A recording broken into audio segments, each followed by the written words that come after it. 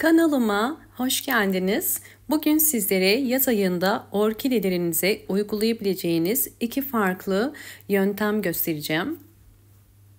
Özellikle orkide yaprak hastalıkları ve böceklerden korunması için ve orkidelerinizin kış ayında tomurcukları sararıp dökülmeden bol bol çiçek açabilmesi için yapmamız gereken 2 önemli yöntem göstereceğim.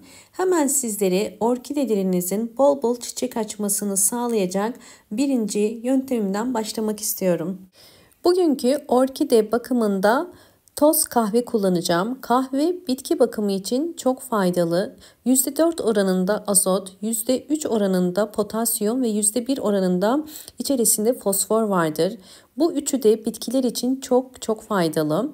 Bunun için 1 yemek kaşığı toz kahveyi koydum bir tabağın içerisine ve üzerine kaynar su koyuyorum. Sizler de bu şekilde kaynar su koyarak kahvenin içerisinde bileşenlerine ayrılmasına yardımcı olabilirsiniz. 600 milim bakın su koydum ve şimdi bunu biraz karıştıracağım. Karıştırdıktan sonra bu gübreyi nasıl kullanabiliriz bunu da göstereceğim. Yalnız bu karışımı 12 saat bekletmeniz gerekiyor. 12 saat beklettikten sonra tekrardan sizlere hazırlayacağım yöntemi göstereceğim.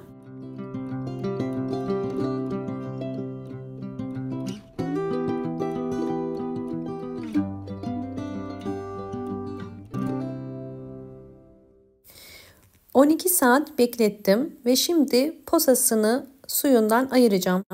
Bunun için bir tülbent kullanıyorum. Böylelikle posasını ayıracağız. Eğer sizler normal içtiğiniz kahvenin posasını da değerlendirmek istiyorsanız bunu da yine üzerine su ekleyerek aynı yöntemle yapabilirsiniz. Bakın bu gördüğünüz posa. Bu posanın üzerine su koyup bunu tekrardan bekletebilirsiniz. Hemen üzerindeki tülbenti kaldırıyorum.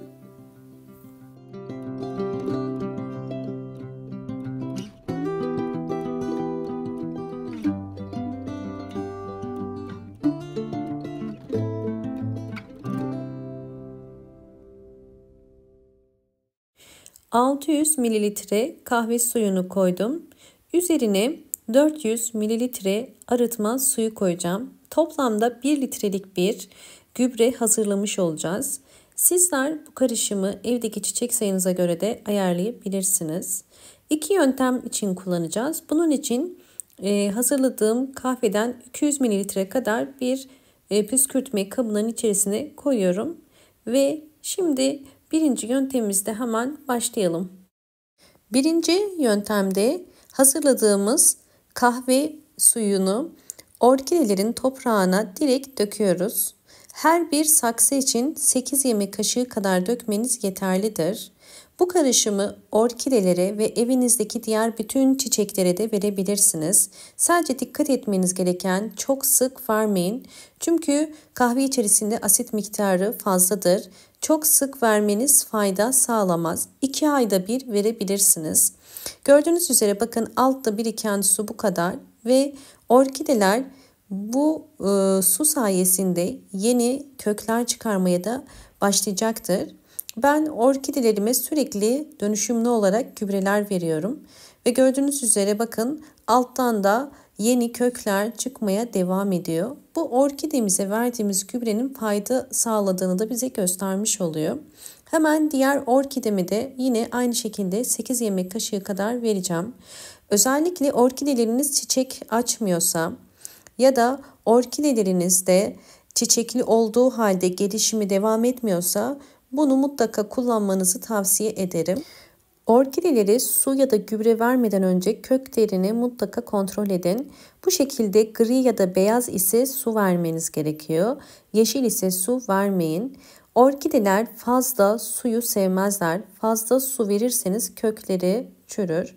Sizlere orkidemin gelişimlerini de göstermek istiyorum.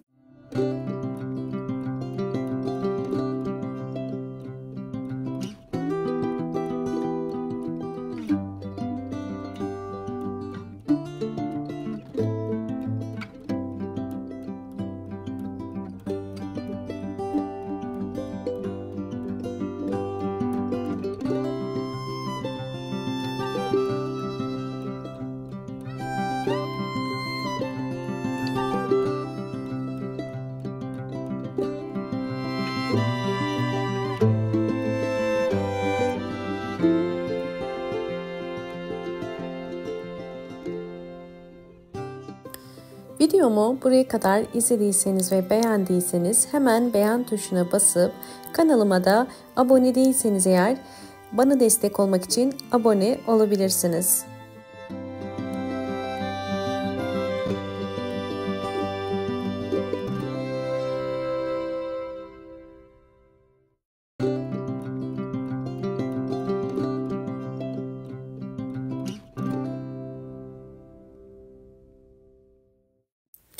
Şimdi ikinci yönteme geçelim. İkinci yöntem orkideleri yapraktan gübreleme.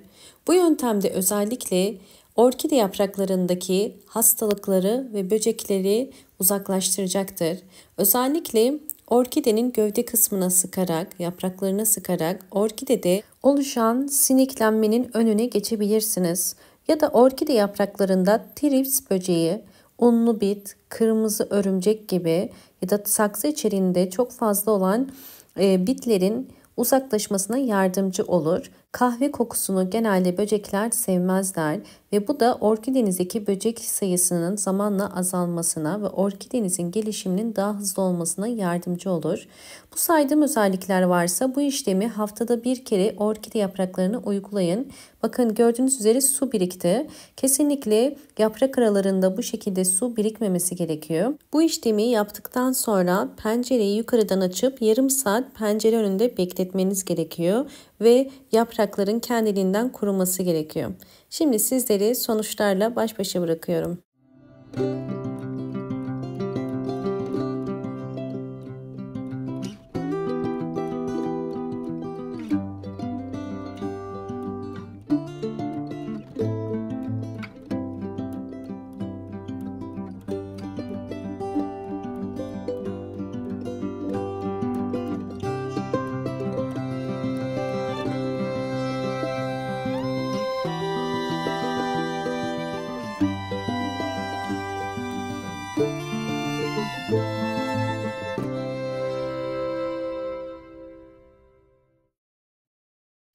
Evet, gördüğünüz üzere orkide bol bol yeni kökler çıkarıyor. Sadece yeni kökler değil, bakın yeni çiçek dalı da çıkarmaya başlamış.